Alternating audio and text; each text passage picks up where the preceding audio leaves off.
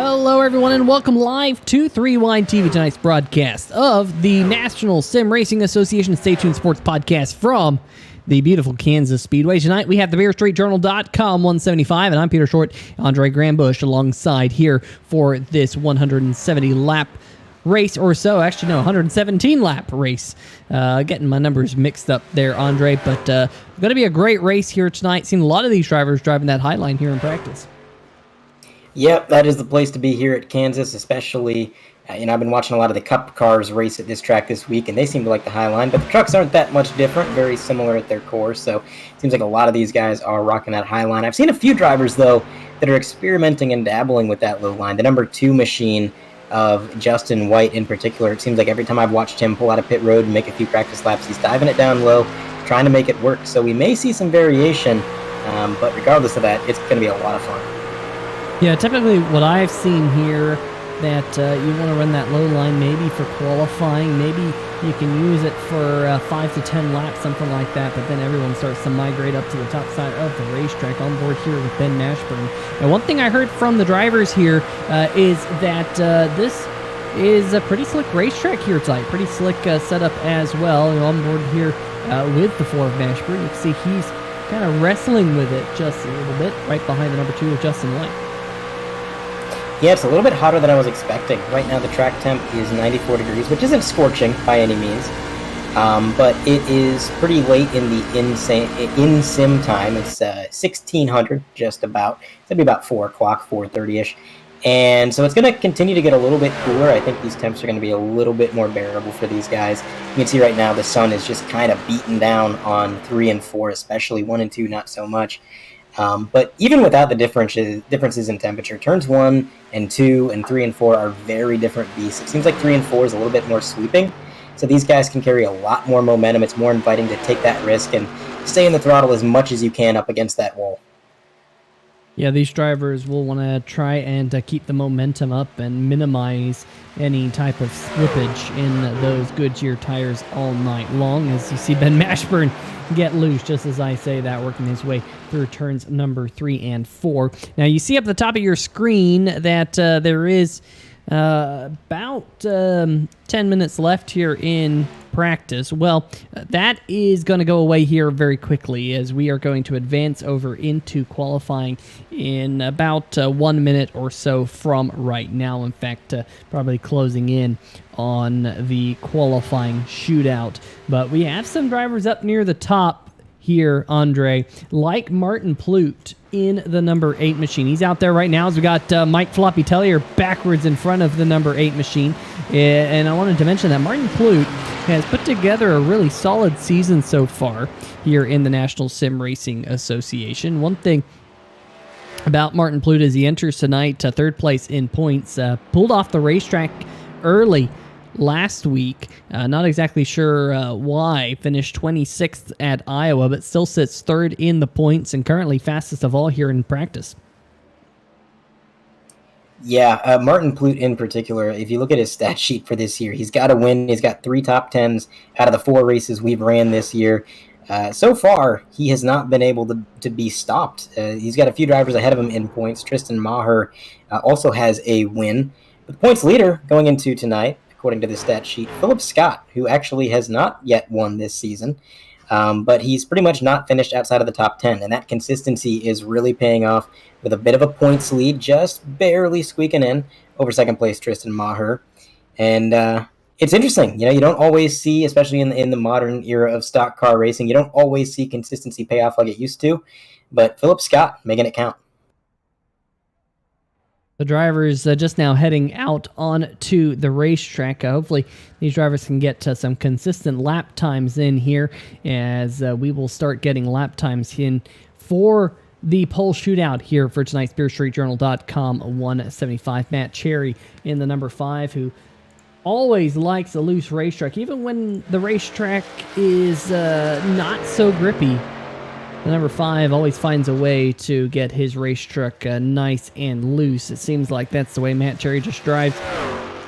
We'll keep our eyes on the Stay Tuned Sports number 5 F-150 here tonight, as he's the first driver to get to the start-finish line to go off towards turn number 1 and 2 on his qualifying lap time. And he's going to go up to the top side of the racetrack here. Andre, do you think he's going to stay up there on that top side for his first lap and work it down? I'm not sure. I was just going to ask that. I think he's going to try to run the bottom for his second lap. Right now, he's using that high line, carrying that extra momentum, winding that truck up, building up as much speed as he can. But now, as he comes out of 3 and 4, here is the moment of truth. What is he going to do? He's going to dive down to the apron, make sure he makes this tribal as straight as possible. Now, as he comes into 1 and 2, we're going to find out what is the strategy. Enters mid, and he's going to get it down to that white line, about half a lane up. So not quite the exact bottom, but as he got a little bit loose, you can't really blame him for not trying to pinch that truck too much. Now all the way down the back straightaway, headed into 3 and 4. Gets a much better entry there. Entered right up against the wall where you want to be. Gets closer to that white line. 3 and 4 proving to continue to be the more forgiving corner. But as he comes through the trial, his lap time is going to be 30.934, and that is going to put him P1 on the board so far. On the board so far, but then Philip Scott jumped to the top of the board. Now he's been dethroned from the top with the fastest driver in practice. Martin Plute in the number 8 has gone fastest of all. Tristan Maher sitting there in the 4th position right now. What can he do? I think he is just now completed his second lap time, so that is it for him. Looking for some other heavy hitters. Here's the number 23 of Travis White. He's still out there right now on the racetrack. Andre trying to work his way through turns number 3 and 4 right here. What can Travis White do? Can he pick up a spot here to move up in towards the top 5? No, he cannot. He will stay 14th. Make that now 15th on the board as league newcomer Brock Salvati in the number 96 machine has just pipped him to the spot. David Buell out there on the racetrack just turned the 7th fastest lap time in his Simbox number 52. So we'll keep our eyes on these drivers as these drivers really clicking off these lap times really quick. Here's Randy Perdue though. Andre, a driver I'm expecting to see jump into the top 10. Can he do it faster than he was last lap through to first sector? Second sector also better than his first lap, and he does jump into the top 10, slots into 9th. Yeah, Randy had a really good second lap there. Very consistent. Looked stable. You know, we've seen a lot of trucks get a little bit sideways. You mentioned how they're fighting the wheel back in practice, and Randy looks pretty comfortable in that truck, which may not be, he may not be the fastest truck at the moment, but that stability is going to just absolutely pay dividends in tire saving on a longer run. And the trend of this league has been to have long green flag runs. We really haven't had that many cautions, knock on wood, for this season. And so a little bit of stability, saving those tires. Randy Perdue could be looking pretty good for tonight. Justin White, first lap for the number 2, puts him 18th on the board. Trying to pick it up here on lap number 2, will not. Gets loose out of turn number 2. And Andre, that will put Justin White deep in the field tonight. Yeah, that is not where you want to be for a qualifying spot. Finding yourself just getting sideways out of turn 2. You know your lap's basically a wash. He's going to bring it down to the apron, take her back to the pits, and he did complete his first lap, and his second lap had begun. His second lap had begun. As I look at the scoring and timing, so he will be deep in the field. And I mentioned right at the top of the broadcast that he was kind of experimenting with that low line a little bit more than some of the other drivers, and I think running that high line for qualifying kind of caught him off guard. Maybe he just wasn't used to it. Very possible. We'll see just how that plays into the race here in just a moment, because the checkered flag on qualifying is being unfurled. No drivers out there on the racetrack, so we will jump over here very shortly into the race. And Andre, it is going to be a really good one here tonight. 117 laps on hand for these drivers. Let's see if we can bring up the starting lineup, though, for the BeerStreetJournal.com 175. On the pole, Martin Plute, trying to regain that points lead away from the driver who will start alongside him, Philip Scott. Scott comes into tonight with a 33-point lead over Tristan Maher, who is going to be on row number 3 here tonight. But Martin Plute is just 3 points back behind Tristan Maher. So a good battle up on the front row tonight. Matt Cherry, Joshua Sobel on row number 2. Good qualifying run there for the number 75 machine. Tristan Maher currently sits second in points. Will be starting 5th. Julian Tesoro in 6th. David Buell, Ben Mashburn 7th and 8th. And rounding out our top 10 here tonight, Randy Perdue and Vincent Valvano. And looking back behind them, you've got Jeremy Richmond just outside the top 10. He's going to be starting P11 alongside Stephen McDonald. Adam Lichty and Garrett Austin behind them. Tyler Bellinger and Brock Salvati, the newcomer to the league, qualifying mid-pack. Can't complain about that in P16. Travis White is going to be 17th. Justin White is going to be 18th. Nathan Maurer, Adam Newton going to make up the row behind them. Running out the rest of the field, you've got Mike Tellier, Jim Casterline, Jimbo, P22, Jeff Price, and Patrick Morrison. So that's going to round out our starting field here tonight at the Kansas Speedway for the Beer Street Journal.com 175. The iRacing pace car will be rolling here very shortly. Let's go check out the chat here tonight. We got Tyler Bellinger in the chat saying, hey-o, league debut tonight for me. Tyler, welcome to the National Sim Racing Association. Tyler Tillon in the chat as well saying, I'm a huge Bellinger. Follow this stud all over as a fan. And Alicia Casterline saying, let's go, Jimbo. How's it going, Alicia? Hopefully you're having a good night. Josh Sobel saying, I'm just here to have fun. Haven't had a whole lot of luck with making it on Fridays. No, you have not. Good to see you in the field here before these folks all roll off. Ryder Lee Angle 2 rooting on the number 99 machine of Philip Scott as well. As you see the iRacing pace car just now starting to roll off. Tyler asking no fast repair. That is correct. No fast repair here for the drivers of the National Sim Racing Association. So that's always something that these drivers have to be mindful of, Andre, is try and keep the cars nice and clean all the way throughout the race. And again, that's going back to consistency. You want to make sure that you have a little bit of stability, that you're not driving on the edge all the time, because if you get some damage, if something happens, well, you can't really come back for that. Of course, I say that, but of course the car right up front, that number 8 machine, Martin Flute, well, he finished on the podium after nearly flipping, even without a fast repair. So who knows? These races can be pretty unpredictable at times. But yeah, as a rule of thumb, you want to keep your nose clean, keep the damage off your machine, and if you do get some damage, you got to be tactical about when you get it fixed. Make sure you beat the pace car out of pit road. You don't spend too long getting the fenders beat out of it. But rounding 3 and 4, pace car is going to pull off for the first time tonight. The field will be in the hands of Martin Flute in that number 8 machine. Looks like he's going to wait a little while, not going to go immediately, playing some mind games with the field. Gets past the Geico restart zone, the green flag flies, and he goes on green with a nice hefty shove from that number 5 machine. Matt Cherry is going to push Martin Flute out to the solo lead as they go side by side for second. Yeah, the field all getting rolling nice and neatly as the front few drivers just now starting to get to single file.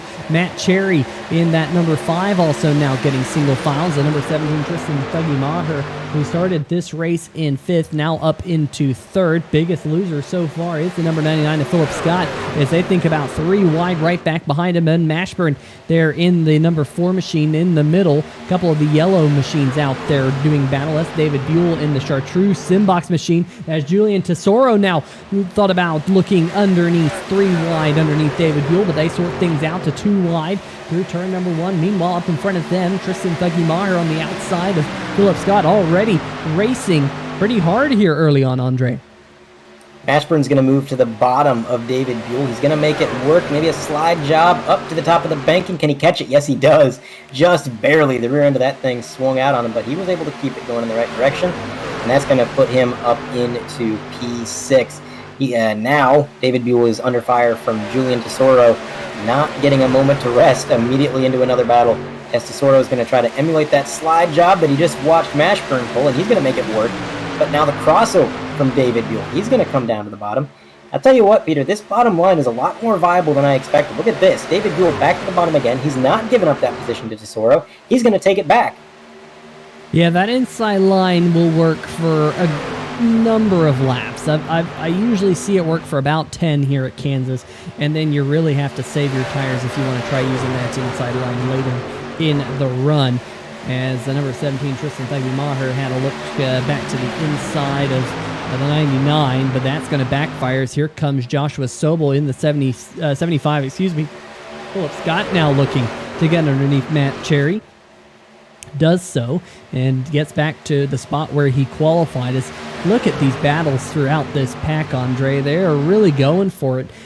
This racetrack is somewhat about track position. We talk about them running up near the wall. You see most of our leaders now running up there against that outside line. But track position can be key here, because after about 10 laps, it starts to get much more difficult to pass. We'll see whether or not that holds true here tonight, as Martin Flute continuing to lead the way from the pole here tonight. Your points leader, the 99 machine, running in second.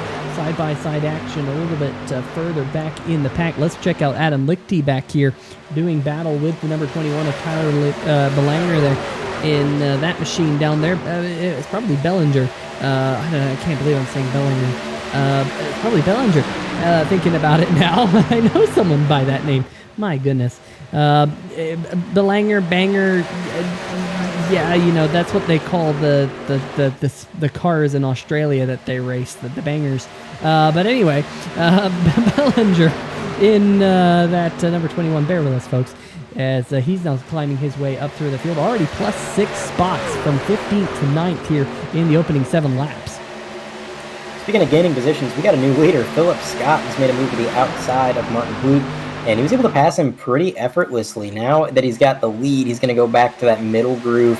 Flute on the high line behind him. We're going to see if Flute can maybe play some catch-up here, try to get back to him, but it's not going to be easy, because now he's got Joshua Sobel down underneath. Sobel's moved through this grid pretty well. I mean, when we first checked in on him, he was back in about 7th.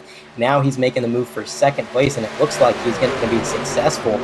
That 75 truck is on rails. Thinking back to Daytona, Sobel had a really good run going at Daytona, and unfortunately got caught up in that last big accident we had, and he was taken out of it when he really felt like he had the truck to win. So we know Sobel's got talent. We know he's got a good truck. We know he's got a good team.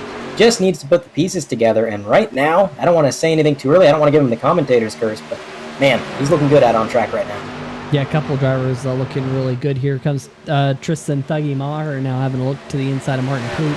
Flute going to cut him off and go back down there to the bottom side of the racetrack, maybe trying to find some of that speed down there that the 75 of Josh Sobel has been finding. Meanwhile, back behind them, Maher now under fire from the number 5 of Matt Cherry. This is the side-by-side battle for the 4th position on the racetrack as we're quickly closing in on 10 laps completed. So far, green flag all the way. If you're just now joining us here on 3YT, we want to say thank you for tuning in here tonight for the BeerStreetJournal.com 175. If you have not checked out BeerStreetJournal.com yet, there's a link in the description of the video, but it's not that difficult to spell out. And you can go check out BeerStreetJournal.com here tonight if you want to check out all the best news in terms of craft beer across the United States. Beer Street Journal is the place to check it out. As we're looking at the number 52 Simbox Chevrolet, now looking to the inside. You cannot miss that bright chartreuse machine of David Buell, side by side with Julian Tesoro and Jeremy Richmond just behind them, lurking in the shadows. Yeah, Richmond has actually gained a few positions since the drop the green, and sitting here in 8th, he's watching these guys battle in front of him. He's in a pretty good spot. I mean, he knows that these guys in front of him are going to be slowing themselves down, and as a result, they're not going to be racing as fast as they otherwise would on their own. That means he can take it easy. He can save his tires, save a little bit of fuel, and just kind of let these guys sort it out while he watches and waits for the right opportunity to get up there. Really, I think of this lead pack, he's in one of the best positions. You're always in a good spot when the guys in front of you are more focused on battling side by side than they are setting fast laps. And side by side they are, because in front of the number 30, you've also got the number 17 and the number 5, like you mentioned. These guys have been side by side for the last 5 laps. They have not been able to escape each other. I gotta think the 17 either has to complete the move fast, or he's gonna have to drop back and concede the position, because you mentioned it, Peter. Tire wear is gonna kill that bottom line, and running that bottom line is gonna kill your tires. It's not ideal on the longer runs. So Tristan's really using that bottom line, really abusing it, and I got to think that's kind of a tentative plan here. Yeah, there's some really good side-by-side action. You've seen Julian Tesoro side-by-side with David Buell in this shot as well, but it is still Maher on the inside, Cherry on the outside, as Cherry might have been a little bit swirly there, but so far keeping everything underneath that number 5 machine. Meanwhile, a little bit further back, Jeremy Richmond to the outside of the number 52 here, trying to make that pass, that would move Jeremy Richmond up into 7th, plus 4 spots from the drop of the green flag. Very impressive there so far. Mike Floppy Tellier, though, the biggest mover in the race, as Matt Cherry gets awkwardly close to that outside wall, almost kissed it. Might have had to check up just enough to allow the number 17 of Tristan Thuggy Maher to regain that 4th position in the Eclipse Photography F-150. But now here comes Julian Tesoro. He wants to play with these two Andres. He's got clear of Matt Cherry, now side by side with the 17, but look at the draft down the backstretch, pulling that outside line down the back straightaway and giving Maher an advantage. Yeah, he's going to have to try and get a run, that 17 machine up top, if he can make this move finally after kind of reversing positions there. And it looks like he will get clear. That's going to put him into 4th place on his own. Still got some drivers breathing down his neck behind him. Matt Cherry, Julian Tesoro right there trying to reclaim that position. And up front, these guys have been single file for quite some time, which is, again, I think a little bit advantageous. Rather than battling side by side like these guys behind them, these guys have just been kind of riding, taking it easy on the tires, running the more preferred high line where they want to be. But the battle is close still. I mean, Joshua Sobel in that corner alone just gained about a 10th. Now he's right on the back bumper of our leader. He's within striking distance. Andre, we have had an incident on the racetrack, no caution, but this is a 3-wide TV replay. Wow, Ben Mashburn, Adam Lichty, Travis White, and the number 42 machine there, Stephen McDonald, all getting involved. You see Adam Lichty got put in the outside wall. Let's see if we can go back and maybe get another look of this one, because this did not look good from my angle. Here we go, 3-wide TV replay. This is on board the front end of the number 29 machine of Adam Newton, and looks like, I'm not sure if Lichty knew that he was clear or not, but that was just a couple of drivers. This is a little bit further back. Let me see if we can actually go maybe a little bit closer. We'll just leave it here and let it all play out, because Lichty was battling here with the number 4, Ben Mashburn. And let's see if we can go. That view, unfortunately, doesn't do a whole lot of good. Let's see if we can look at it from this view here, Andre, and watch this. Number 51 down there on the inside of the racetracks. I think maybe Ben Mashburn thought he would have been down below that yellow or that white line down there. And 51's coming up, not clear, cuts right across the nose of the 4, nowhere for the 23 here, Travis White, to go. Unfortunately, Travis White gets into it. The 42 behind him piles in. It looks like terminal damage for Stephen McDonald. Yeah, Stephen McDonald with a lot of damage, and I got to agree with you there, Peter. I think Lichty was just a little bit unaware of where the other cars were. He came up the track and just kind of collide. There was a little bit of netcode, I will say that. There was a little bit of netcode. They did collide before they actually physically touched. But just a bit of an awareness issue, bit of a racing incident, 2 cars just trying to use up every inch of the track. And that's something you're going to see a lot of tonight. I mean, you can't blame these guys for trying to use every inch of this track when it is such a momentum track. You want to carry all the speed you can and use every little bit of pavement. And that's exactly what Lichty was trying to do. Just unfortunately was not quite clear in his endeavor. But we'll see if some of these guys involved can get some damage fixed up, maybe get back out on the track if possible. But look at that, 3 wide coming off of pit road. Yeah, I believe the in-race administrators threw the caution flag for that contact. They do have a rule here in the National Sim Racing Association that if there is a multi-car accident, that does not bring out the caution flag.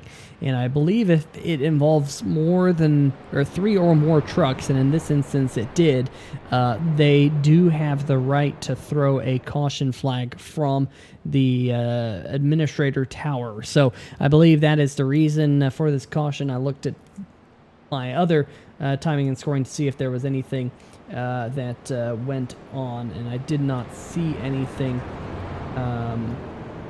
Although Matt Cherry seemed to tumble down. Let me do a little bit of investigation work here.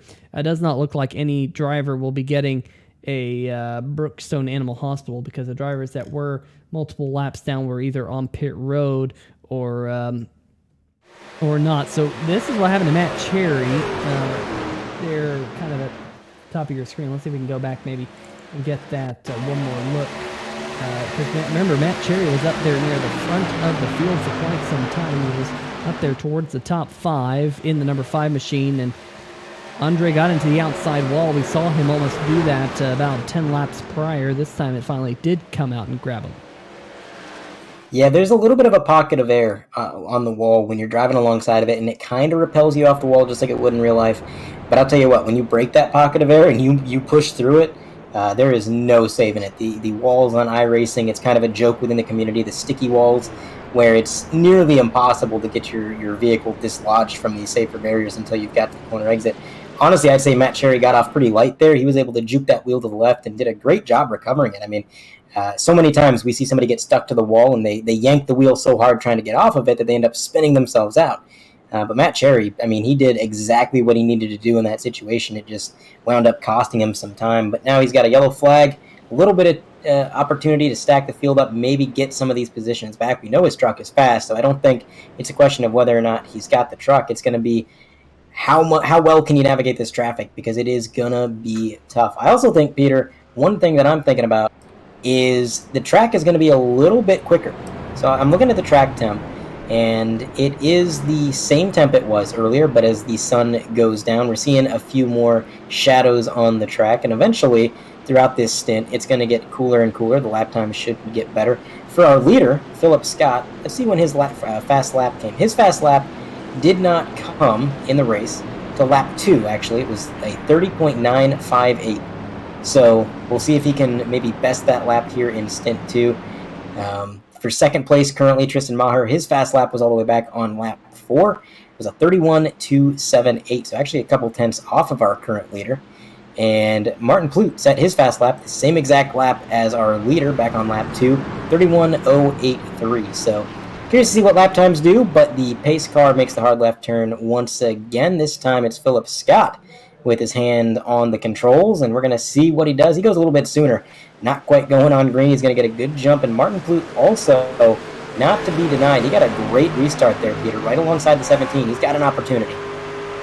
Yeah, looking out back of the number 99 machine of Philip Scott, we will get an interview with Ben Mashburn, driver of the number 4 machine, who has left the racetrack as Martin Plute gets a little bit sideways. And look at this, all of a sudden down the backstretch, Plute loses a spot to Maher, and here comes a very hungry Joshua Sobel on the inside line with Julian Tesoro behind him. We know Tesoro's hungry. He feels like Rockingham was the one that got away a couple of weeks back, started on the pole of that race, an early accident for him, but so far Tesoro's been moving forward. I know we got Julian Tesoro fans in the chat here on 3 Wide TV, as Philip Scott goes all the way to the top side of the racetrack. Here comes Maher for the race lead. Maher with a great move is going to carry some momentum down into 3 and 4, but he does not have the preferred line. If he's going to make this move, it's going to have to be a slide job. He's going to have to really work his way up the track, throw a bit of a block here. He thinks about it, but he's going to pinch the car back down to the apron, so they're staying side by side. The 17 does have about a half a car length advantage coming through 1 and 2. Philip Scott just kissing the wall on corner entry. You can tell he's trying to enter as high as possible. That's going to keep the most speed, but here comes the 17 on the bottom. Cannot be blocked. It's a perfect move up into P1. Now it's a battle for second as the number 30, Julian Tesoro. That's a fast truck, Peter. I mean, he's been pretty much up around the lead all night long, and now he's going to claim it for himself finally, and he's going to lead his first lap tonight. Julian Tesoro down there does lead that lap, trying to pull Martin Plute on with him. Let's see if we can get a quick word with Ben Mashburn, who was involved in that accident that we saw just a little while ago with Adam Lichty. Ben, hopefully you're okay, but it doesn't look like the number 4 machine is okay. Looks like it might be night done. Walk us through what happened out there. Yeah, same stuff as always. Top 10 truck, and somebody wants to be here. I don't know, dude's going 3 and 4 wide, 3 to 4 laps in, doesn't really make sense. I mean, something like that was bound to happen. I tried to slide back there. I could tell how they were racing, so I tried to move back a little bit. Seemed like that was a bad decision. Yeah, I don't know. Just people doing the same thing they always do. I don't know the dude ever finishes a race, man. It's frustrating. Top 10 truck per usual, and here we are sitting in the garage. Well, track position is always important here at Kansas. Unfortunately, the only track position it will be for you will be on pit lane here tonight. But next week we go road course racing. We go to Knock Hill. What are your thoughts about that? I know whenever they were making the schedule, I did a little bit of the testing there. It's a fun track. Takes a little bit of used to. The elevation changes are pretty cool, so it should be fun. That one's just going to be one of those that you've got to qualify well. Road races, you have to qualify well to finish well to leave. So it's just going to be about practice and qualifying. So we'll see how that goes. Yeah, it is going to be an interesting one, that is for sure. Hopefully you can turn it around next week, Ben. We'll talk to you later. Thanks, guys.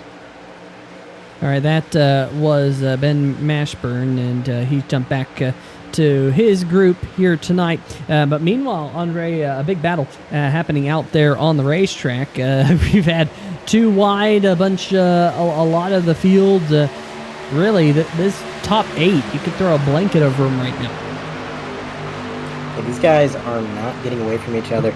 Kansas is a little bit unique for a mile and a half in that the draft is really important, and it really keeps these guys together. It's almost like a mini plate track sometimes, and you've kind of seen that with the racing tonight. A lot of drafting, a lot of slide jobs, and a lot of side-by-side battles. For the lead, looks like you have Mike Tellier trying to make a move in that 97. Of course, no stranger to victory lane this season.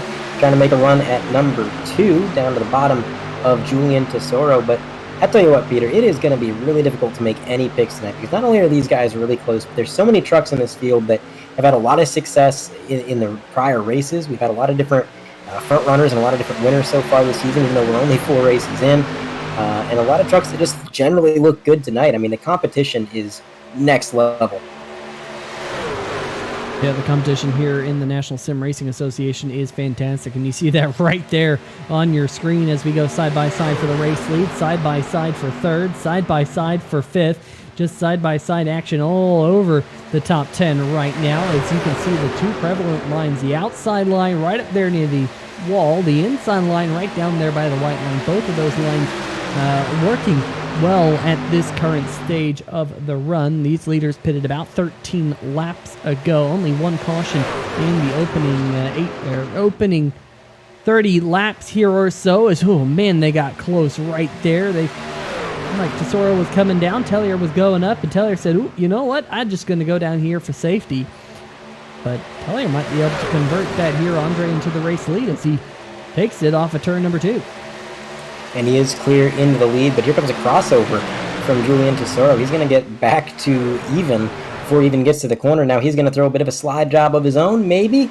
No, he's holding it down low. He's going to make the move the respectful way and back into the lead with a run from the 97. It may not last very long in the lead there, as he's going to make another run at it. That Hello Kitty 97. We asked if he was going to bring back that paint scheme, seeing as it seemed to bring him a little bit of luck, and I guess he did bring it back. And again, very fast 97 machine. So I'm noticing a bit of a pattern there, Peter. And just looking a little bit further back in the field, you can see it is a little bit more scattered out back there. A couple of those drivers involved in one and only caution flag that we've had here tonight, but this front pack, you just cannot separate them. Tesoro leads Tellier in 2nd, then 3rd, side-by-side between Josh Sobel and the 17 Tristan Maher. Meanwhile, behind them, Tyler Bellinger in the number 21 machine, the Milwaukee Ford F-150, new to the NSRA, making his league debut here tonight. And Bellinger right now very strong, going to drop to the inside here of Maher, trying to take away 4th if he's able to. That would be a very strong run for the newcomer to the National Sim Racing Association. Points leader Philip Scott now going to try and cut underneath Bellinger's number 21 machine. As I feel like we're at Daytona here, Andre, with the way these positions are changing hands. Yeah, we got a bit of a revolving door effect going on, and I mentioned under caution that I thought the track was going to get faster this stint, and it did. A lot of these drivers up front set new fastest laps once we went green. Tristan Maher set a new fast lap on lap 23, which was 2 laps after the drop of the green for this stint. And it looks like Mike Tellier set a fast lap on 24, so 3 laps after the drop of the green. Our race leader set his fast lap after the caution with a 30.908. So the track is getting faster. That might be another reason these guys are so close. There's just a little bit more grip out there. The trucks are a little bit more drivable, so these guys are feeling more brave with the moves they're making and with how close they can be in proximity to one another. Tyler Bellinger is another driver who's gained a lot of positions. Looks like he was able to make a move for 5th, and now he's watching these guys battle it out right in front of him, trying to close the gap a little bit, get himself in the catbird position, and try to join this battle for the lead. But it looks like for the moment, nobody's got anything for Tesoro in that 30. That thing is moving along, and Mike Tellier has repeatedly thrown some haymakers down to the bottom, but they're not amounting to much. The 30 pulling away a little bit. Yeah, so Tellier right now riding with Sobel there in that side-by-side battle. Right-hand side of your screen, you can currently see that the track temperature is cooling off to 89 degrees Fahrenheit. That's actually fairly low, considering usually a day race we see 120 up to 130 here in the iRacing.com Motorsports Simulator. So we'll continue to watch that track temperature and see how it falls throughout the race. Looks like Sobel, though, able to clear Tellier. Now Tristan Thuggy Maher gonna try and do battle with the number 97, who is the biggest mover of the race currently. Mike started this race all the way back in the 21st position, now running inside the top 3, although Maher trying to change that here as we speak.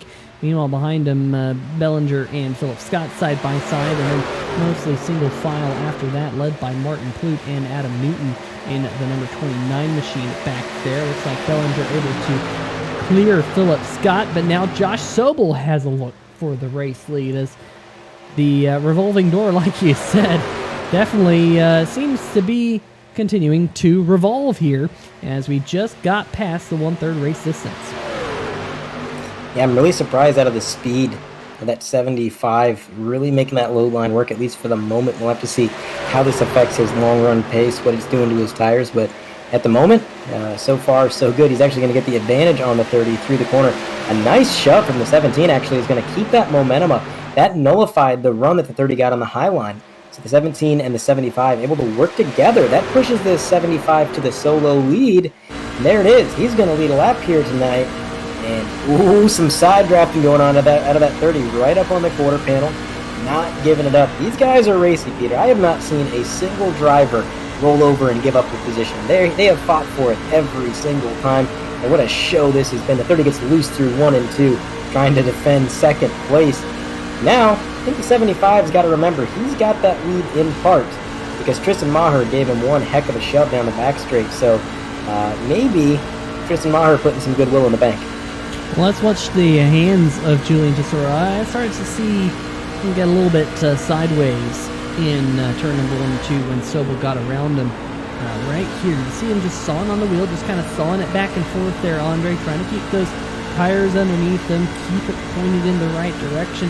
I've driven race trucks like this before, where you kind of just dart them off into the corner there, you put some kind of wheel into it, and then all of a sudden, it's almost like you're not turning it through the corner anymore. You're letting the banking do the work. You just kind of have to seesaw the truck back and forth to prevent it from spinning around on you. That's what it appears to be like here tonight for Julian Tesoro as we ride on board with number 30, looking at the back of the race leader. I love that you get to see the hand controls of the driver here in this pre-ride TV camera angle. But let's see if we can jump back to the outside cam, get a look at exactly the lead that Sobel has. Probably the largest lead we've seen in a while, probably since Philip Scott was up at the front of the field a little while ago. You see Philip Scott has been able to get around to Tyler Bellinger back up into 4th, and now closing in on this side-by-side battle for 2nd.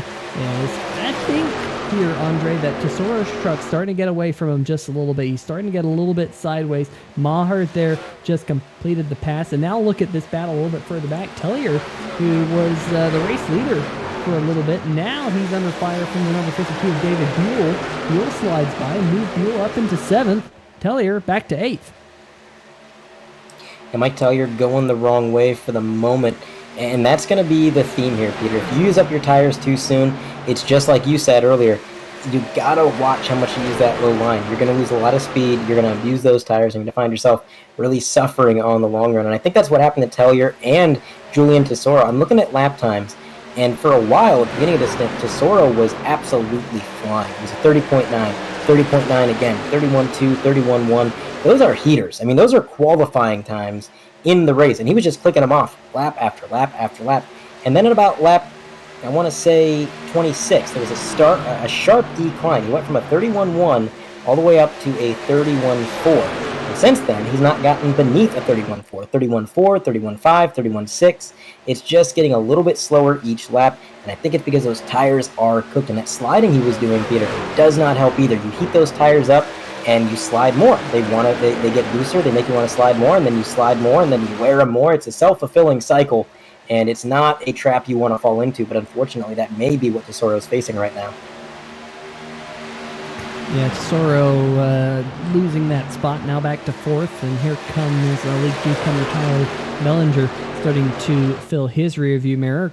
The car you see, or truck rather, on the bottom right-hand corner of your screen is the number 42 machine, Stephen McDonald, who is currently 10 laps down from the race leaders after being involved in the one and only accident to bring out a caution flag here tonight. In fact, he's the only driver still running out there on the racetrack, one or more laps down, so could get one of those Brookstone Animal Hospital Lucky Dog Awards, but would need a lot of caution laps to get back onto the lead lap, more than what I expect to see, Andre. Because so far this season, last week at Iowa we had a couple of cautions, yes, but fewer than what you typically see, and I would say that has been the name of the game so far this season in the NSRA. Is not a lot of cautions, a lot of green flag racing, some green flag pit stops.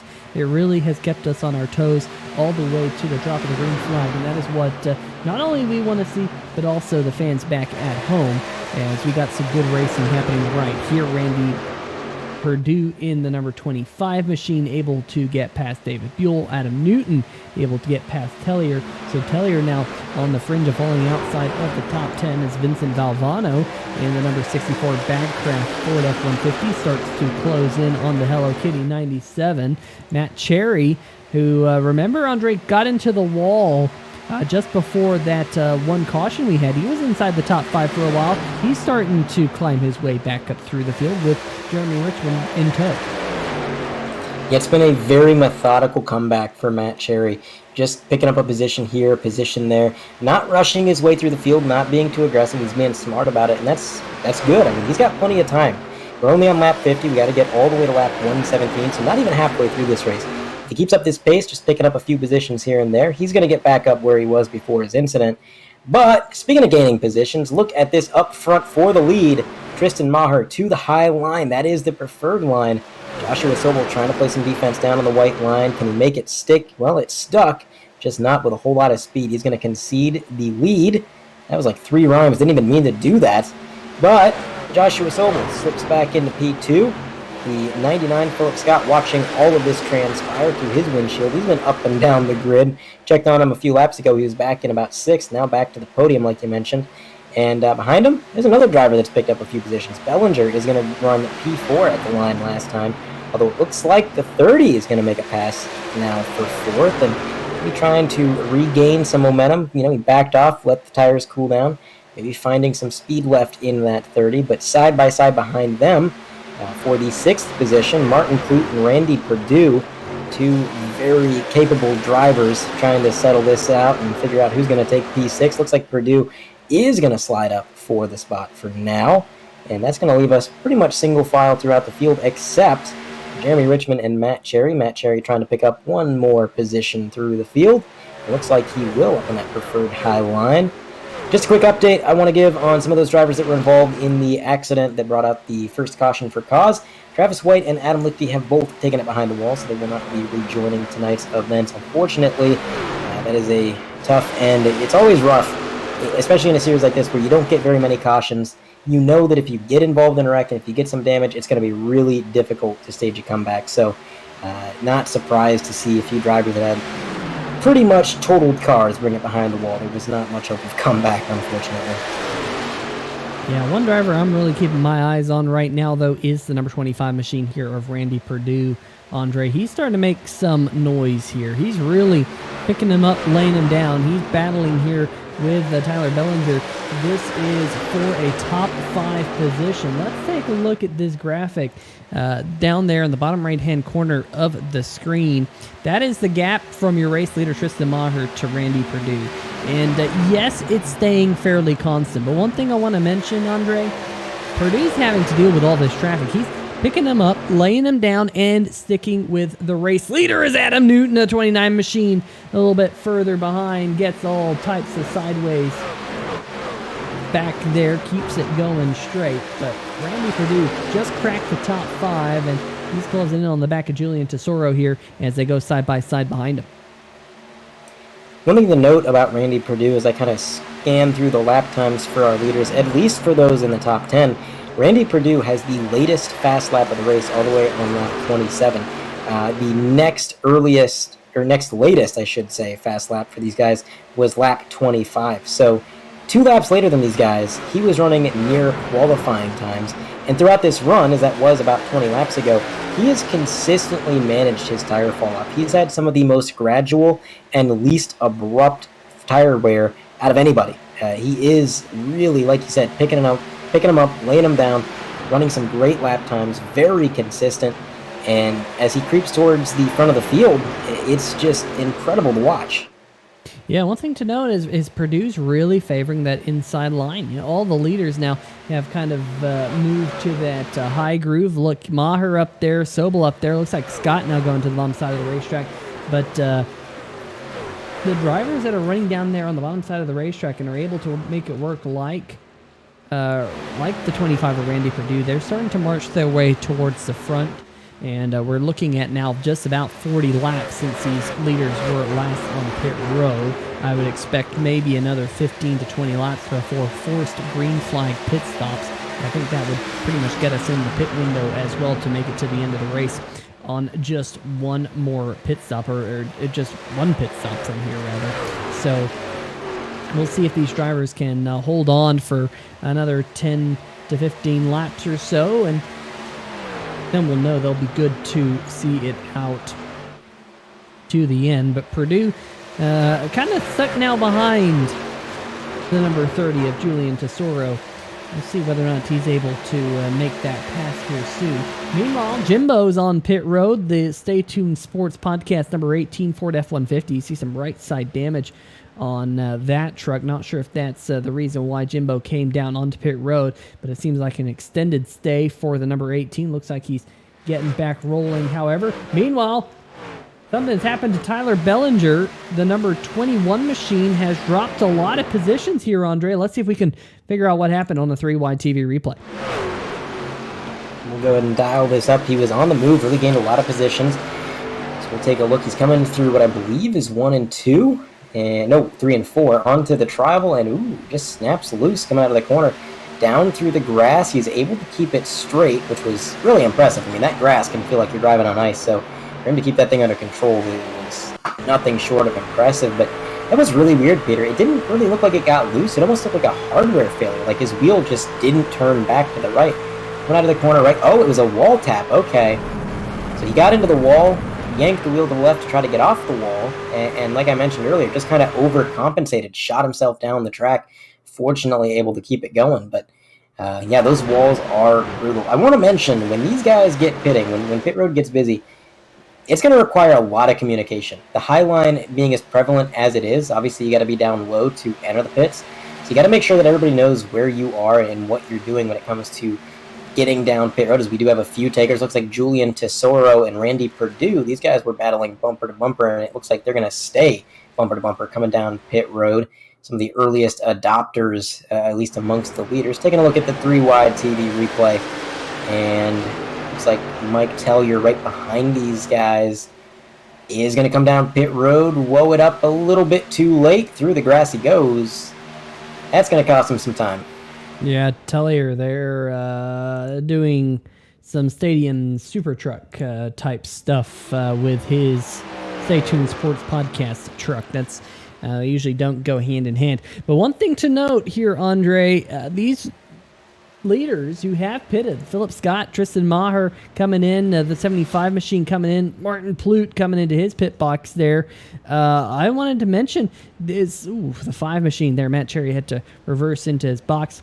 They will have to make at least one more pit stop here. They only made it about 43 laps from their last pit stop, 43 to 45 laps. So if you do the math, that will get them probably to about 10 laps to go here tonight, but not all the way to the checkered flag. Jeremy Richmond still running out there. Jeff Price at number 14. The Back Channel Productions Chevy Silverado, always able to stretch it a long ways on fuel. Patrick Morrison also, haven't really mentioned his name here tonight, but the 94 is still out there on the racetrack. Only 3 drivers yet to pit, make that just 2, as the Back Channel Productions number 14 Jeff Price just barely squeaks it onto pit road. Randy Perdue in the number 25 is working his way up onto the racetrack. He gets passed there by a couple of these drivers who have already pitted, including Tristan Thuggy Maher. So Maher in the 17 will cycle out in front of Perdue. You see the other drivers who have already pitted in and amongst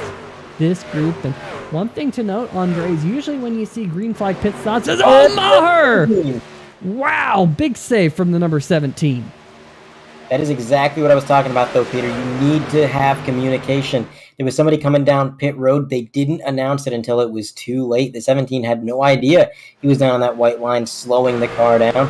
So as he came through the corner, he saw that car getting bigger and bigger in the windshield, had to make a last-minute correction, and that got him big sideways. And that's going to have long-term effects. He basically just flat-spotted his tires 2 laps into this run.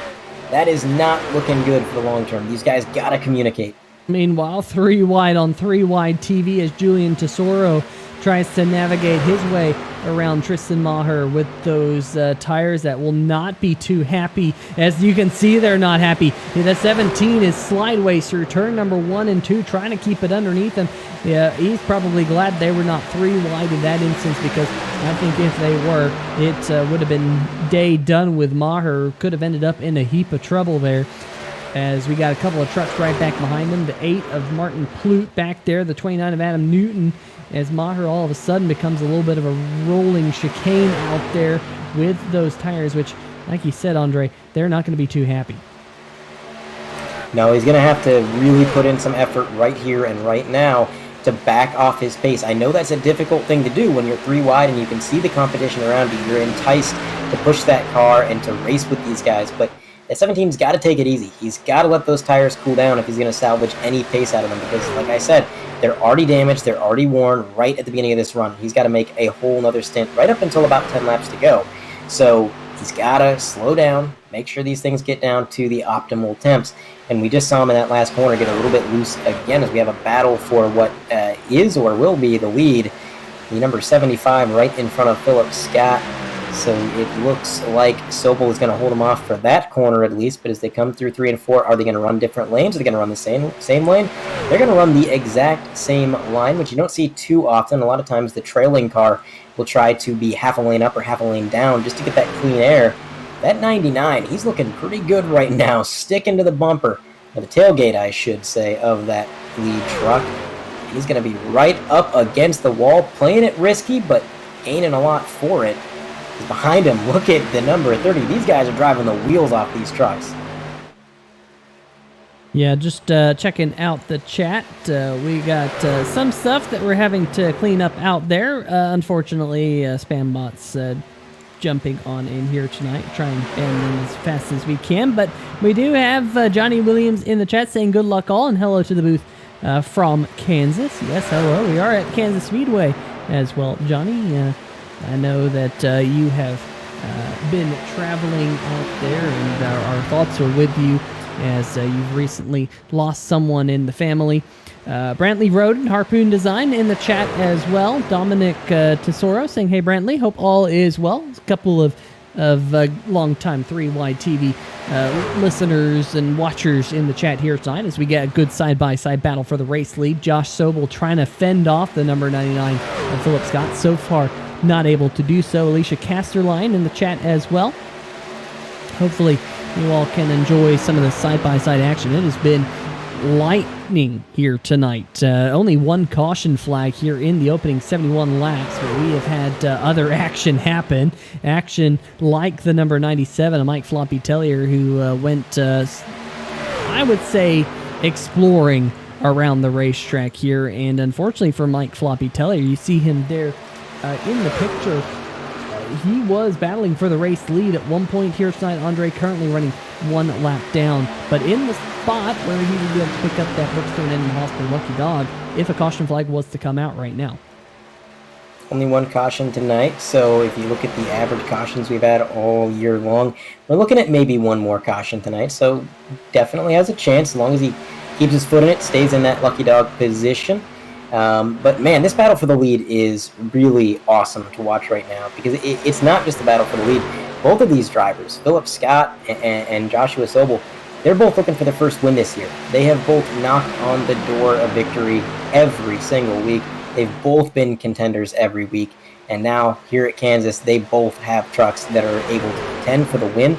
It's just going to be a matter of consistency. Who can be the absolute best? Who can make the fewest mistakes and maintain that pace throughout the entire race? It's going to be tough to tell. As here we go, maybe a move for the lead. Look at that 30 truck trying to grab a double overtake as Philip Scott scrapes the wall. The 30 is side by side for the lead. He's brought the 29 truck in tow.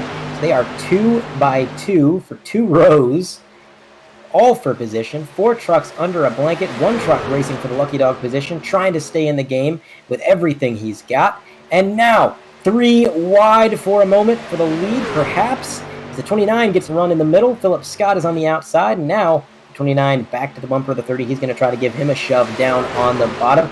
And it looks like he's clear of the lead. Philip Scott losing a little bit of momentum, scuffing those tires. The 29 shoots up to the high line. That was a bit unexpected. Now what can he do in this bid for the lead? Yeah, the number 29 of Adam Newton. We haven't really mentioned his name here tonight on 3Y TV, but he wants to play up at the front of the field in what we have dubbed the revolving door of the Kansas Speedway here tonight. I know there is a casino here, Andre, but that's not the revolving door they typically talk about. Sobel and Adam Newton decide to almost trade paint at 165 miles an hour off towards turn number 1. That could have ended badly. Luckily, both of those drivers able to avoid that, and now Adam Newton try and close in here on Sobel. Might have been trying to pack some air underneath the tailgate of the number 30. Got the number 30 a little bit loose, and here comes Newton side by side for the lead as we close in on 40 laps to go this time by. I'll tell you what, it is fitting, that paint scheme that Adam Newton is running. Very reminiscent of Kevin Harvick's old paint scheme in that 29 machine. Kevin Harvick, of course, dubbed the closer for kind of coming out of nowhere at the end of races and just snagging wins that you just didn't expect. I mean, they didn't talk about him all race long. He didn't get much TV time, and then all of a sudden, he's in the lead, and that's very similar to what we've seen out of Adam Newton tonight. He's had a fast truck, just hasn't really made any waves until now, when it seems like he's turned on the rocket boosters and definitely has pace to contend with that number 30 as they're battling for the lead side by side. Joshua Sobel not being denied. I mean, this guy has battled pretty much everybody through the field here, and every single time he's usually able to tussle his way back up to the lead before somebody makes another attempt at it. So fierce competition, very fast truck, but man, he's going to need more than speed. He's going to need a little bit of luck here. You mentioned those casinos because he's got a full field of trucks behind him wanting to take what he has, and that's the lead. Yeah, and then you have the number 99 of Philip Scott, our points leader, just on the kind of in the back of this picture. And you have to think, Andre, that he realizes there's still just under 40 laps to go. There's still plenty of time. There's still time to get up to the front of the field. You don't have to lead with 38 laps to go to win the race. You have to lead the final lap when the checkered flag falls. I think Philip Scott here is showing that he's maturing here in the iRacing.com simulator. He really has matured over the many seasons that we've broadcasted him now on the channel to become a better driver. And he realizes that, you know what, let's just kind of stay here. Let's really just watch and see how these drivers up in front use up their tires. Tyler in the chat saying, hey Booth, who is the stud and who is the dud, and who has the most gained position and who has a great chance other than top 3 to win in your opinion? Well, I always say the stud is the leader of the race, and that being the number 75 right now of Joshua Sobel. And one thing about Josh Sobel in that number 75, like you said, Andre, hasn't made a lot of races. He said in the chat here tonight, before the drop of the green flag, that he's just out here to have a lot of fun. Well, he has done that, and I'll tell you what, as a race car driver, there's nothing more fun than leading a race, and so far he's got a pretty good horse in that Toyota Tundra, Harpoon Designs on the front, and you really can't miss it. Meanwhile, the biggest mover of the race is Adam Newton in the number 29 machine, currently running there, battling side by side with Julian Tesoro in the number 30, another driver who's looked very, very quick here tonight. Mike Floppy Tellier, one lap down there in the bright pink number 97. And who has a great chance to win other than the top three? Well, I think Philip Scott has a good chance to win. But let's keep our eyes on this driver right here, Randy Perdue. Because Andre, he pitted one lap later than the leaders. He's got slightly better tires, and he was really good under that first run at saving tires. He's currently right now languishing about 2.5 seconds behind the race lead. But if the tires start to swing to his advantage, if the leaders start battling, he could just see Randy Perdue start to march towards the front before the checkered flag falls. Yeah, Randy is in his element right now. He seems to love these long runs. Definitely one of the best trucks towards the end of these longer stints. Seems to be able to preserve those tires, and just a very smart driver overall. He's not cranking on that wheel. He's not doing anything overly aggressive that he doesn't need to do. He knows when to strike, and he knows when to use those tires. So I agree he's one to watch outside of the top three. My pick for somebody outside of the top three, though, as well, is going to be the car, or the truck, right behind Randy Perdue. That's Martin Flute. He's back in 6th, and he has not seemed to have the truck to win tonight. It seems like, even though he started on the pole, he immediately started working his way back through the field. Didn't quite have the race pace that he had in qualifying. But despite that, he's done one heck of a job keeping that thing inside the top 10. And his lap times are pretty consistently good. I think if we got a late race caution, made a shorter stint, which tends to be Martin's forte, he might have a shot at this thing. So I'm going to keep an eye on him as well. Meanwhile, we look a little bit back in the field, and Tristan Maher in that number 17, Andre, you mentioned the fact that he did so much damage to his tires there when he got all types of sideways. Well, unfortunately, that damage to the tires is really working against him now as he slides back another couple of positions, move him out of the top 10 now, all the way back to 12. If he lost that spot to the number 14 of Jeff Price, Justin White also getting around him there in a little bit of a 3-car train led by the 971 of Nathan Maurer, who might have got a little bit sideways there up off the corner. This is the best battle for position as Julian Tesoro solidified his spot in 2nd. Adam Newton got a couple of tenses. Oh, there's a car in the wall! Whoa! In the fence! Holy smokes, didn't see that one happen. All of a sudden, coming up right there in front of the leaders, that is Garrett Austin, who's trying to find his way out of the metal fence there, but gonna have to take a tow back to pit lane. Let's see if we can sort out what happened here, because caution flag number 2, Andre, comes out, and that changes everything. Yeah, I'm curious to see how this transpired. Not very often at Kansas you see a truck stuck in the fence trying to drive out of the fence. He's coming through 3 and 4. He's all on his own, so I don't think he got any help in this endeavor. Mid lane, pretty solid line, just a little bit squirrely on exit. And what on earth happened there? Oh no! Just stuck into the wall. It didn't just stick him, Peter. I mean, it pulled him back like 30 feet. Yeah, this is going to be one that we're going to have to get another 3-wide TV replay of good old iRacing physics. All of your leaders are on pit lane right now, so we will try and catch up with them here in a second after this last look. Just got loose out of turn number 4. Andre tried to catch it up the racetrack, and all of a sudden it said, nope. Threw him backwards and up into the catch fence, said, your night is done. There goes the leaders on by. There was no caution until the leaders decided to whip on by at pace. So that is pretty scary. Meanwhile, all the leaders, we missed it. They're just now leaving pit lane. And this driver you're looking at right now, Philip Scott, going to win the race off of pit lane. That is plus a couple of positions. A great pit stop by the number 99 to get back up to the race lead. Adam Newton also gaining a couple of spots on pit road. Joshua Sobel losing a couple. He went in as the race leader, comes out in third. Martin Flute up to fourth. Tyler Bellinger up to fifth. Randy Perdue stays around the sixth position, but the biggest loser on pit road right there, the number 30 of Julian Tesoro, Andre, came into pit road in second, now all the way back to 10th.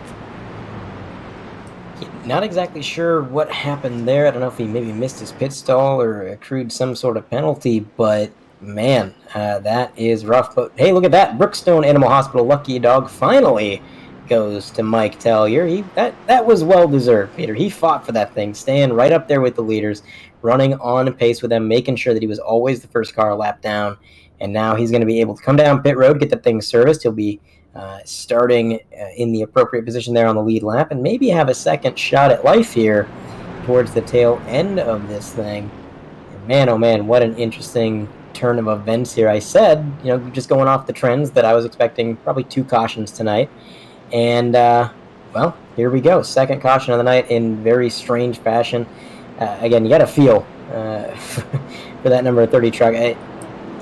That was no fault of his own. Absolutely, or not 30, I'm sorry. The, actually, what number was that truck that got into the wall there?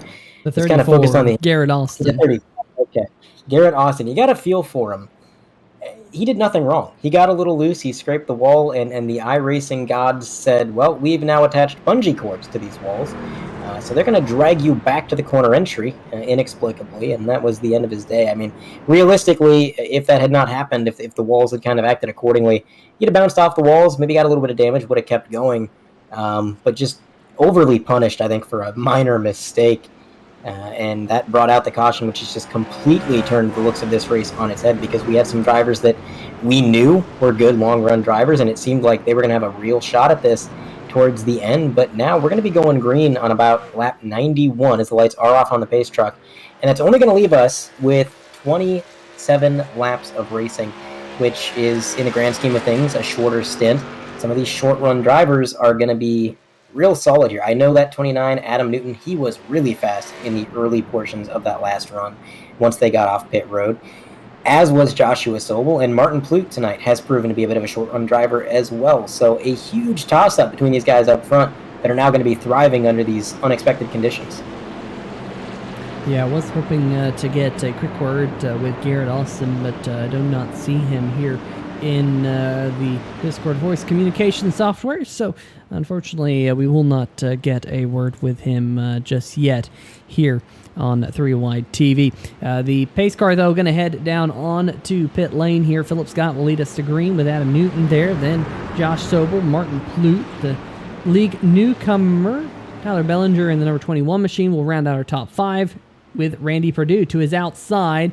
99 bringing him down nice and slow on the loud pedal. Look at the 75 machine of Josh Sobel. Gets a good restart. Going to move himself up into second. Clears Adam Newton as that outside line just did not get going, Andre.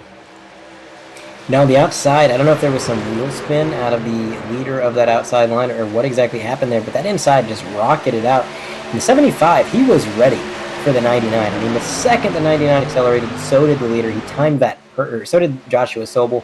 He timed it perfectly, and now he's going to make a move down low. The car is going to stick. He's got fresh tires, so he can use this line pretty much payment-free. I mean, he's not going to have to worry about running that bottom line. Not going to have to worry about what it's going to do to the truck. You also don't really have to think about the long term anymore, Peter, because there's not much racing left. So if you want to use that low line and abuse those tires, go right on ahead. Yeah, look at number 29. Adam Newton slammed the door right up in front of the number 99 machine of Philip Scott. Here comes Martin Flute now looking to the inside. Remember, our pole sitter here tonight for the BeerStreetJournal.com 175. If you have not checked out BeerStreetJournal.com, make sure you do so right now. Just punch it into your browser and check out all of the great beer news. And speaking of beer news, how about the Budweiser number 29 of Adam Newton taking it to the front for what I believe to be the first time all night. Lap count just now down to 25 laps to go, Andre, and look who is now battling for the lead with the 29 machine. That's our pole sitter here tonight, Martin Flute. I don't want to say I called it, but I called it. Here he is battling for the lead, using this short stint to his advantage. He made a very close block, very risky move there on Adam Newton, but it paid off. It got him into the lead. Now Newton trying to get a little bit of a side draft on that 75 of Joshua Sobel, but he's going to have to maybe put his thoughts of battling for the lead on hold because he's now under fire. And Tyler Bellinger, he's going to get down to the quarter panel, and oh boy, just barely slotting in. Adam Newton said, all right, I want to go to the bottom lane, and it's up to you guys to make sure I can get there. He just turned down, made sure his truck fit, and now trying to push that 75 as the 8 is kind of trapped on the high line. No draft help, nowhere to go, just kind of has to carry as much momentum as he can as it is a 4 truck train on the bottom squirrely out of turns 1 and 2. 88 truck, which I believe is actually number 21, Tyler Bellinger. I've seen a different paint scheme than on the broadcast, so I apologize. But the 21 got big loose coming out of that corner. That checked up the bottom lane a little bit. Luckily, Adam Newton able to avoid it. Behind Adam Newton in this battle for the lead, look at this, another comeback. Julian Tesoro restarted P10, already up to P5. Yeah, Tesoro is really slicing his way through the field. Look at him try and slice to the outside of the 971, but that's going to go sour because here comes Tristan Maher to the inside. Bellinger looking as well there for just a brief moment. We were again 3 wide. Meanwhile, up at the front, Martin Flute side by side with the number 75 of Josh Sobel. You know, Andre, as much as I don't like cautions, the racing we have seen here tonight has been absolutely amazing after these restarts. We saw it at the beginning of the race. We saw it after the first caution. We're seeing it again now. These drivers put on an absolute show as Josh Sobel takes the number 75 Harpoon Design racing machine to the front once more. Yeah, he's going to try to reclaim that lead and hold on to it. He's got to hold on to it for a little bit. We have just a little bit of racing left. He's going to dart down to the apron, try to make a bit of a block here. Adam Newton, Martin Flute battling side by side for second place, while all the while, battling with each other, but also trying to get the lead.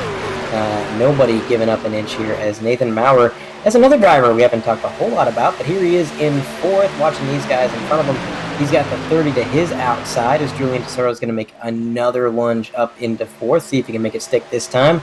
I think if he can get in front of the number 971 machine of Nathan, he can make a bid for it. We've seen a lot of speed out of the 30. I wouldn't count him out. I mean, I wouldn't count anybody out in this lead pack. Look at this. You've got just about 10 cars under a blanket.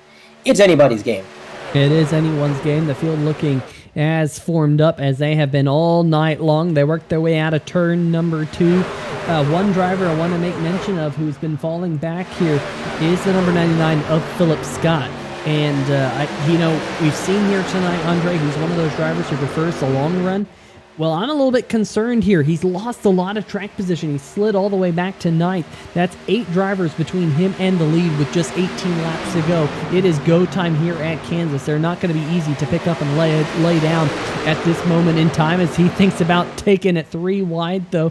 Jeremy Richmond to his outside is Adam Newton, Martin Flute side by side once again for the race lead. Here comes Josh Sobel to the inside. Maybe thought about taking it 3 wide, unable to do so. Newton going to clear Martin Flute, I think, here off turn number 4. Didn't quite. Flute fighting back, getting a little bit of side drafting. Look at Julian Tesoro now in the number 30. He's trying to figure out where to go here, Andre, in the bright purple number 30. We saw him restart well back in the 10th spot. He sliced and diced his way, like you mentioned.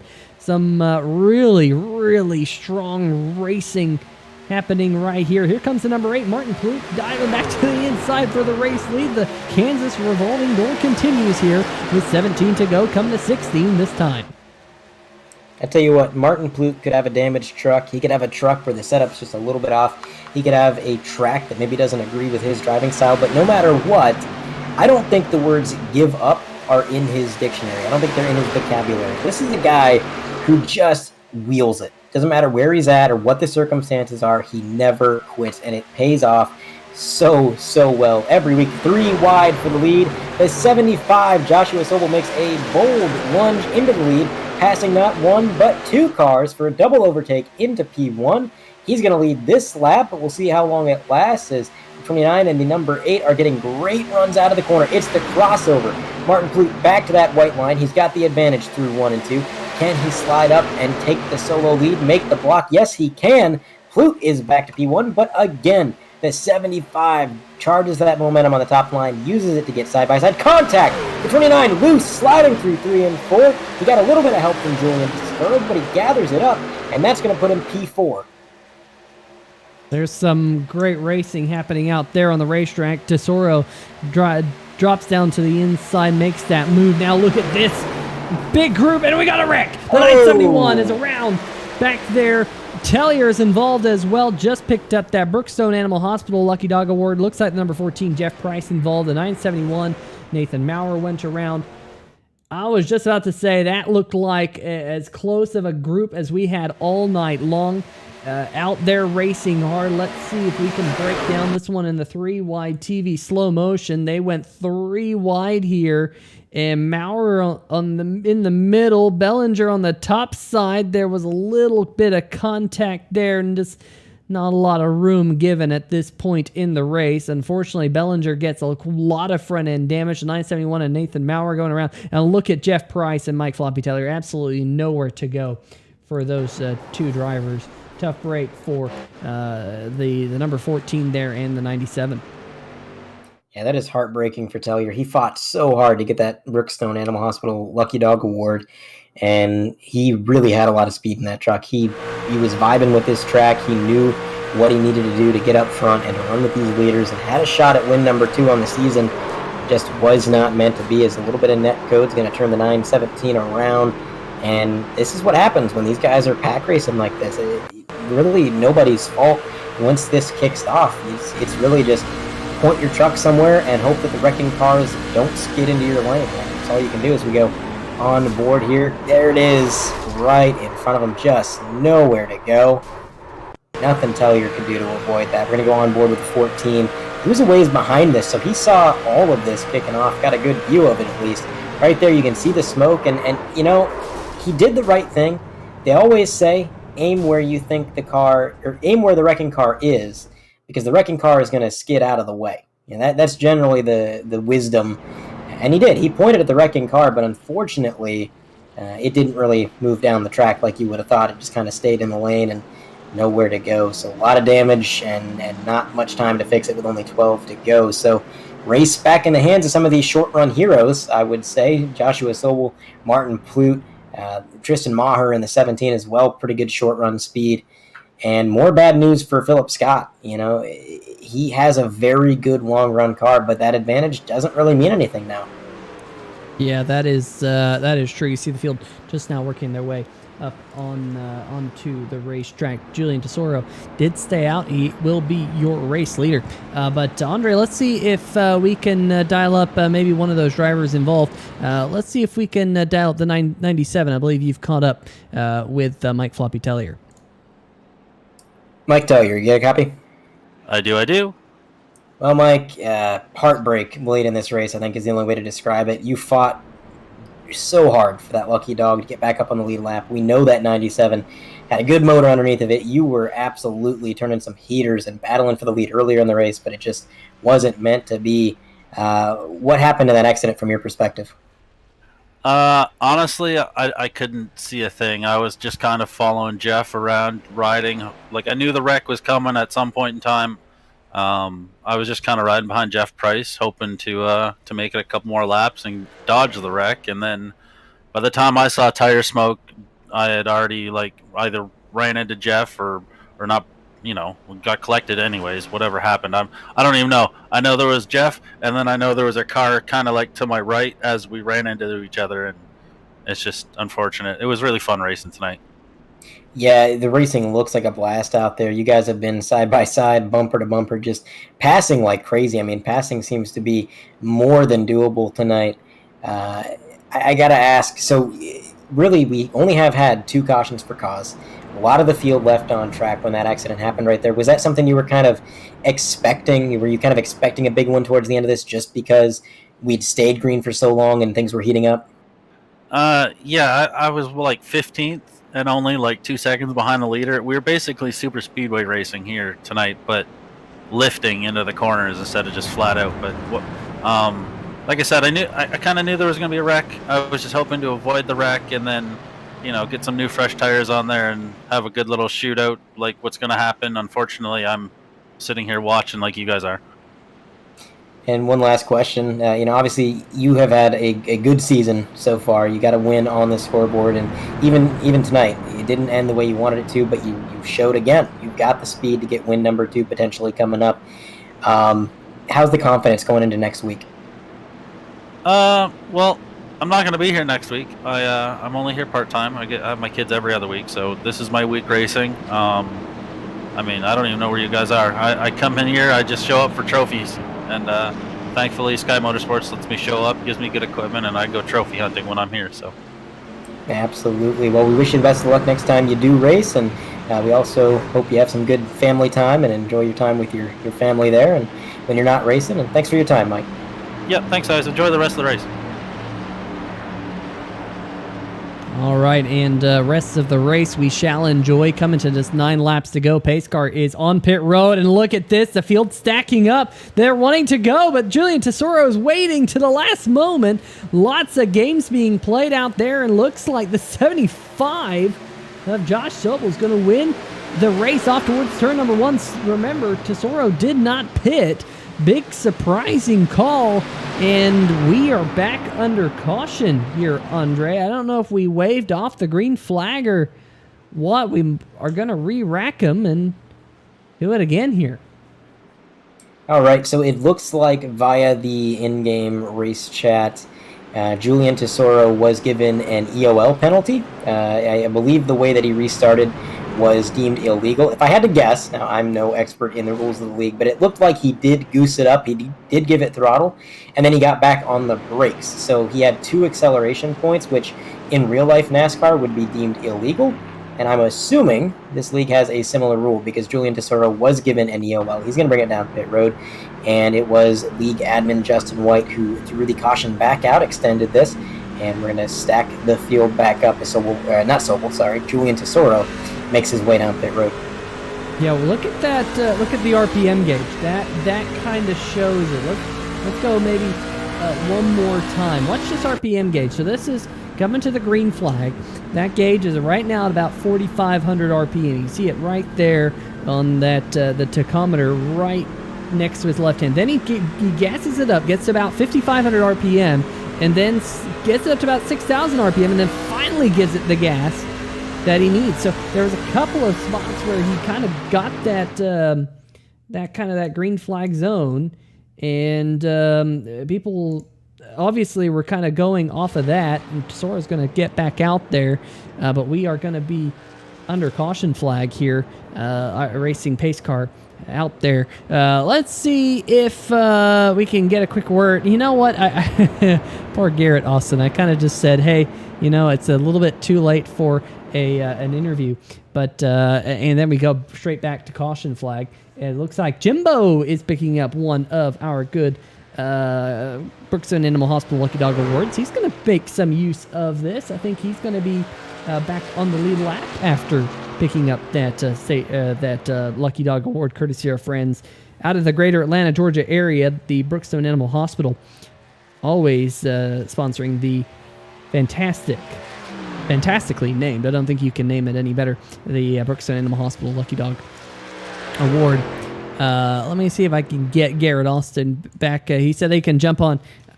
Let's see if we can get Garrett Austin. Of course, Garrett Austin was involved in that freak accident a little while ago.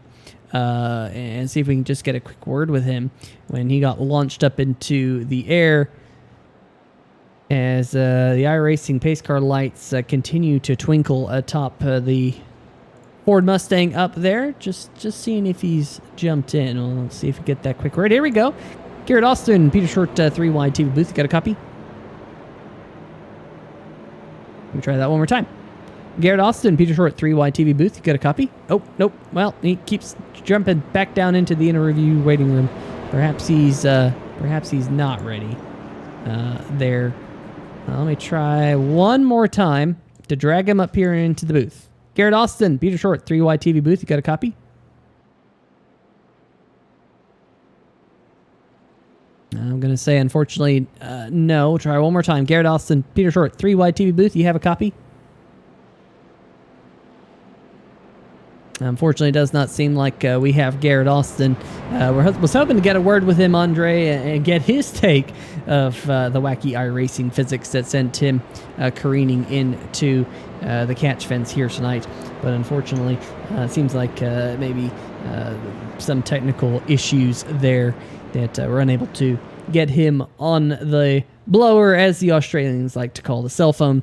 But I'll tell you what, Andre, we're now down to what looks like it's going to be a 4-lap shootout. It is going to be crazy, I think, with a capital K here once this green flag finally falls. Oh, it's going to be absolutely crazy. I mean, these guys were battling like their life depended on it, and that was 15 laps ago, Peter. Now we're right at the end of this thing. It's go or go home time. And the thing is, everybody up front right now, these are all guys that have speed on these short runs. This is where they thrive. So to give any of these guys the advantage to say that any of these guys are going to be better than the next, it's going to be difficult. I think it's going to come down to who plays it the smartest, who makes the right moves at the right time, and that'll be it. I mean, I'm not sure we're going to make it to the checkered flag if I'm going to make predictions.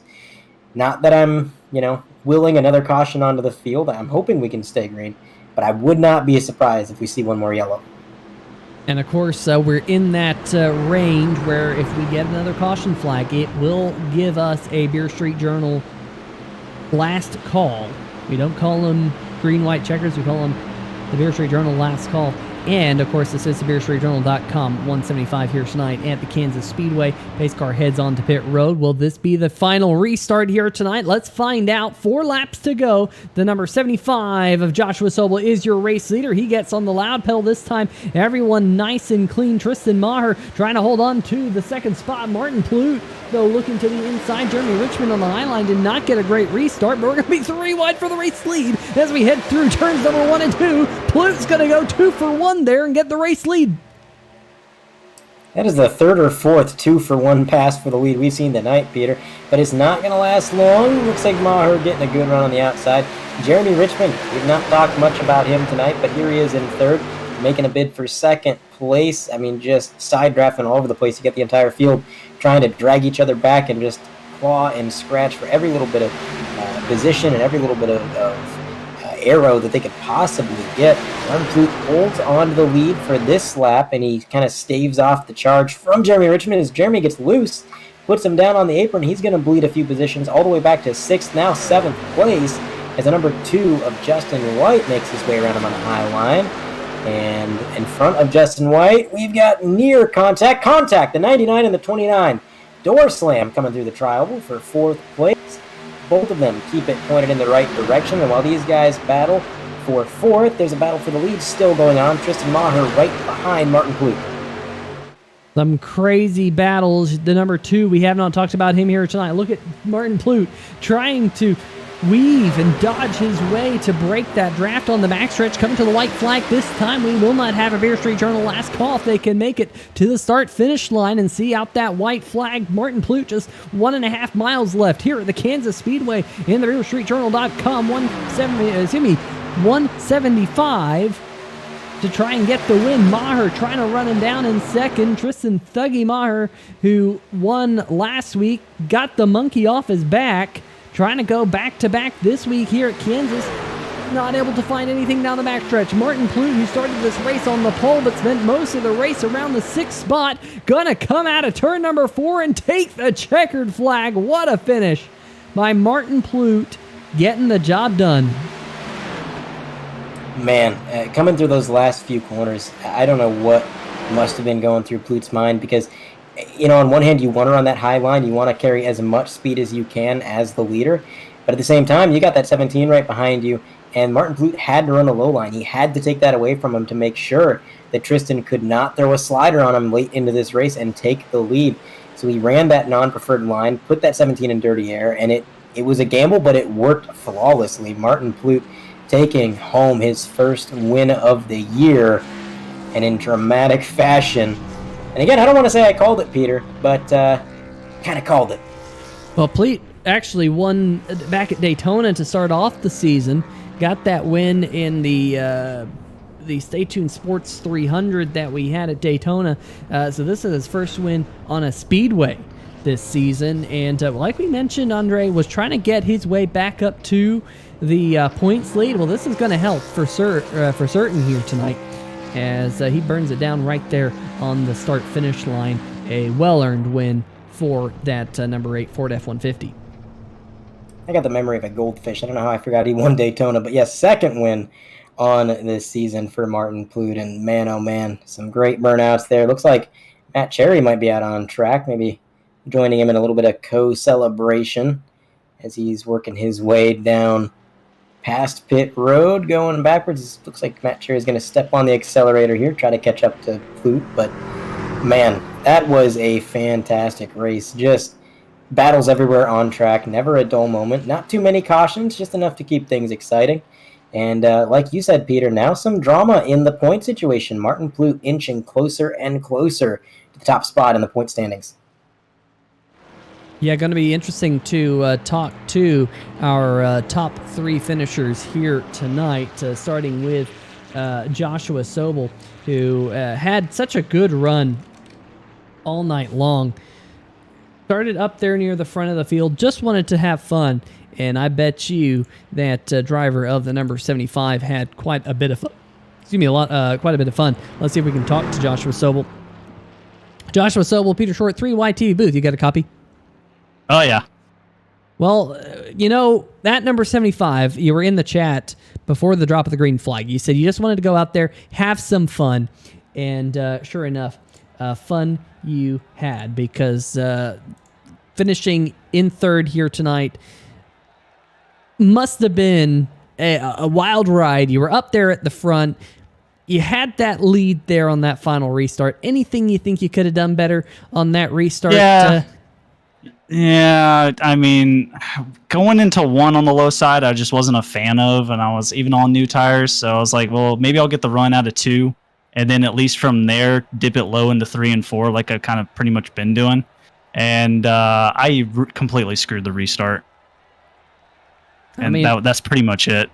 I know that's I've been there, I've done that. I know it doesn't feel the best at the end of the night, but in the chat, you did say you just wanted to go out there and have some fun, and it looked like an absolute blast out there. It was a revolving door. People passing each other, losing, gaining positions, one after the other.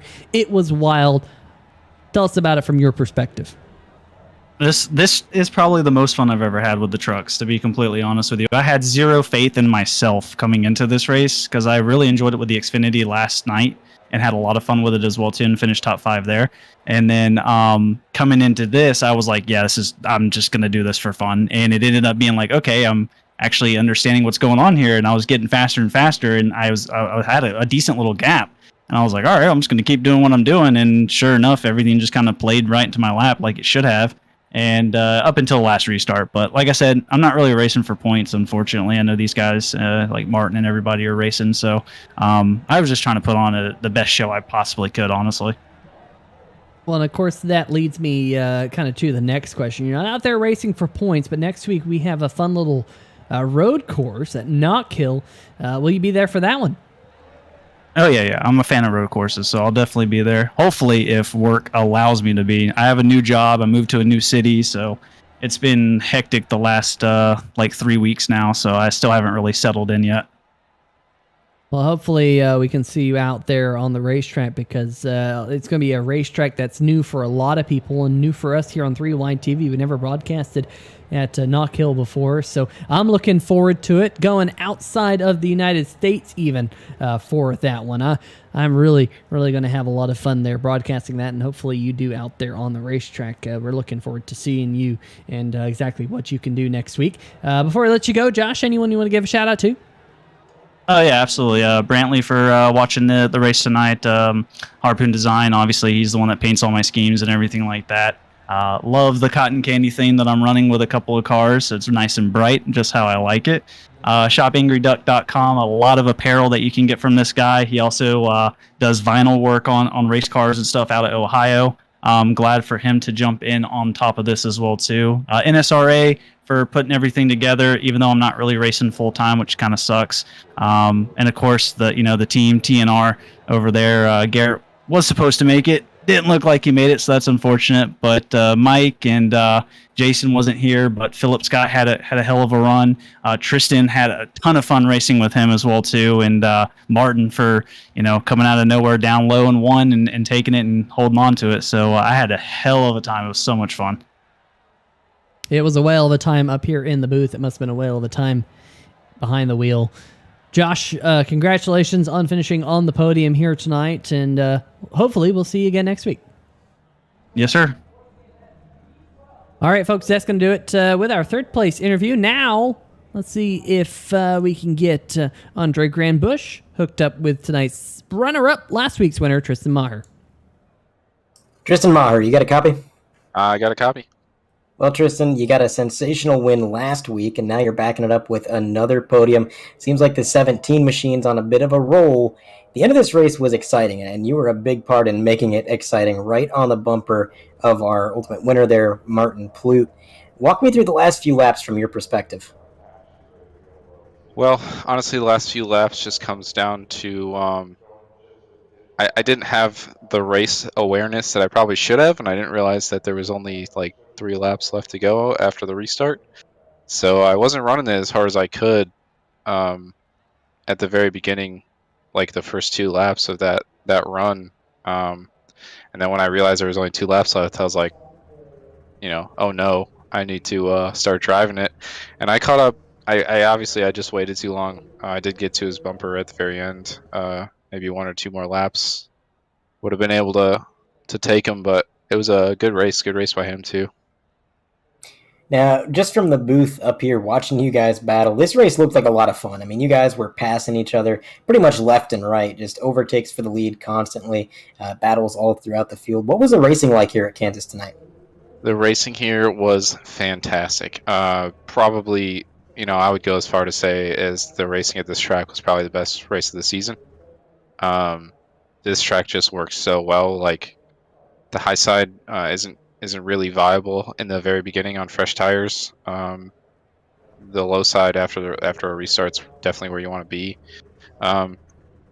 The high side does play a big factor though once the tires start wearing down, because you obviously can't hold it down so the white line is good on worn tires. So using the high side, you can get a lot of speed, get a good runoff on this straight, and that's pretty much after 20-25 laps, the high side, it's definitely where you want to be.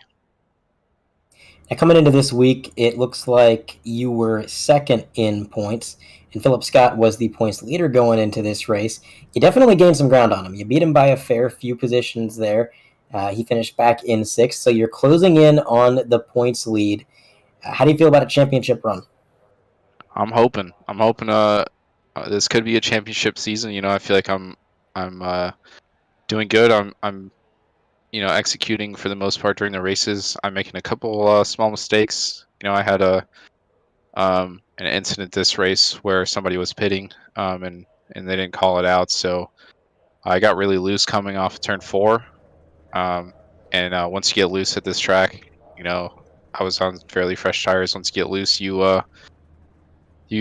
are loose for the entire run, like super loose. So that was the only mistake I think I made in this race. Not really of my doing, but I'm executing for the most part throughout these races, and I think if I keep getting these consistent top 5 finishes, it could be a championship run. Philip's going to be a hard competitor though, for sure. He's going to stay up there. He's not going to go away. Absolutely. I think it's going to be a spectacle all year long. You guys are going to put on a show for us. Congratulations on P2. Before we let you go, is there anybody that you'd like to shout out or thank? Yeah, we got to shout out the Eclipse Photography F-150. Once again, had a lot of speed in it. Just wasn't our day, We had a chance at it, just like we do every week. So thankful for that. The Stay Tuned Sports Podcast, thank you for them for sponsoring this series and letting us do what we do. You guys up in the booth, 3Y TV. Once again, I say it every time I'm up in the booth. Fantastic broadcasts. I always go back and rewatch them. Got to shout out MaxGrafix for the beautiful paint job on this F-150. You need to paint, hit them up. And then we have NSRA National Sim Racing Association. That is the league that this race was ran in. We race on Friday nights. If you want to get involved, go check them out on Facebook and join the Discord. And last but not least, Beer Street Journal too. I got to shout out Beer Street Journal, and I think that's all I got. All right. Well, thanks for your time, Tristan. We're going to let you go celebrate that P2, and hopefully we're talking to you under similar circumstances next week. Thank you, guys. Tristan out of the booth, and now I think it's finally time to have a word with the two-time winner of the truck season so far. Peter Short has caught up with Martin Blute. Yeah, first driver to punch his name in victory lane twice this season. Martin Plute in the number 8 machine started this race on the pole and was able to get his way back up to the front there late. I was a little bit concerned about your race there, Martin, because, at one point you were kind of languishing back around the 6th position, not really making any inroads, but Andre called it. He said, there's no one faster on the short run than the number 8 machine, Martin Plute. You were able to slice your way up to the front, a 3-wide pass for the race lead inside 5 laps to go. I don't think you could have scripted it any better here tonight. Yeah, it was a good run. When I dropped back to 7th, 8th, I burned the tires off too quickly. Just trying new stuff and burnt them up, so it was plowing pretty bad. Luckily, I got the short run because it was fast on the short run. Yeah, it was lightning quick on the short run. Got the pole, started up front, had that very first pit stall right at the end of pit road, and were able to make that move on that final restart. Talk us through what was going through your head on that final restart, and when you saw that opportunity open up below the number 17 of Maher. Yeah, I knew I needed to get around him because him and Josh Sobel are teammates, so I knew they were going to be hard to get around if I was stuck behind both of them. So luckily, I got a run on the restart, got under him, and the bottom was good for the short run. So Sobel was kind of out of position when he got stuck up on the top. Well, a fantastic run for the number 8 machine here tonight. That's for certain. We've heard from Josh Sobel that he says that it was the most fun he's ever had behind the truck. We heard from Maher that he had a lot of fun here tonight. There's no more fun that you can have than in victory lane, but tell us about the racing here tonight. Yeah, it was a blast, especially at the end. The middle, when you burn your tires off, it's never fun. But the end was pretty great. That was chaotic for probably the last 30 laps, is the best way to put it, and it was fun to do. Everybody was racing clean, and it hopefully turned out good on the broadcast, right?